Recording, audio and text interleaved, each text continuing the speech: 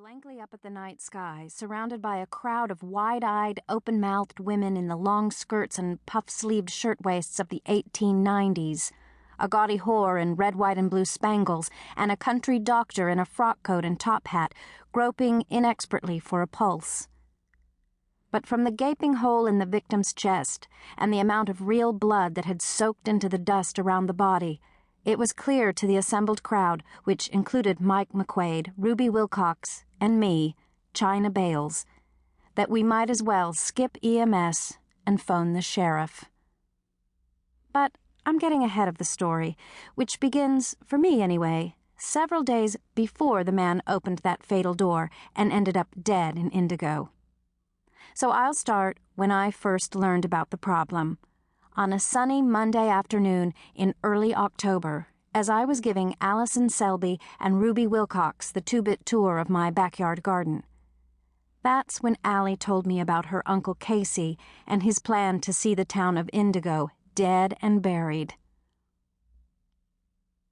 I live in the Texas Hill Country, in a big Victorian house on Lime Kiln Road with my husband McQuaid and our 13-year-old son, Brian. To get to our place, you drive south on Brazos Street past the elementary school, where you turn right onto Lime Kiln Road and head west about 12 miles. Slow down when you see an old shed on the right, half smothered under a mound of enthusiastic honeysuckle, a wilding planted by a passing bird. Just past the shed, you'll see a wooden sign that says Meadowbrook, decorated with faded bluebonnets. Turn left and drive down the gravel lane about a quarter of a mile until it dead ends at a 2-story white Victorian with a green roof, a wraparound porch, and a windowed turret.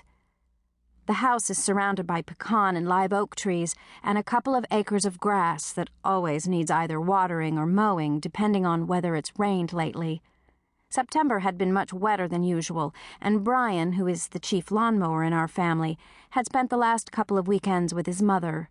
The grass was ankle-high, lush, and generously decorated with seed heads. "Chiggers?" Ruby inquired dubiously as we stood on the back porch surveying the yard. "You bet," I said. "Ferocious ones. I eat a lot of garlic, though, so they leave me alone."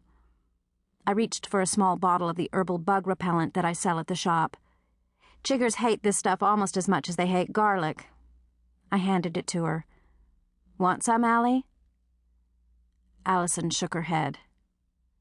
"Chiggers don't seem to like me," she said. "Guess I'm just not tasty enough."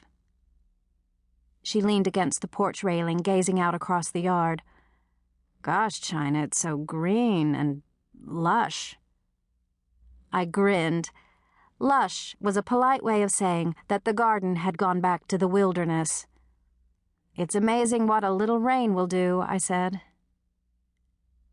While Ruby Wilcox is slathering on the repellent and Allison Selby is contemplating the overgrown landscape, I'll introduce the three of us.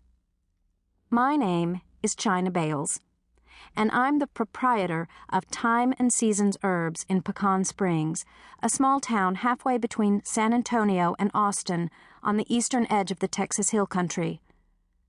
I came to Pecan Springs 7 or 8 years ago, single, approaching 40, and running from the law. From my career as a Houston criminal attorney, that is. I opened an herb shop, made friends, and settled into small-town life. Just about a year ago, I married Mike McQuaid and his son Brian, who looks like his father without McQuaid's broken nose.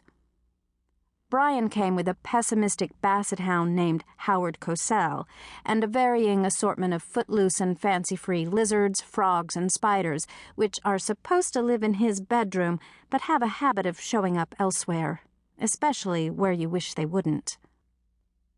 Howard Cosell has the good taste not to eat these items of biological bric-a-brac, but he's not above letting them think he might.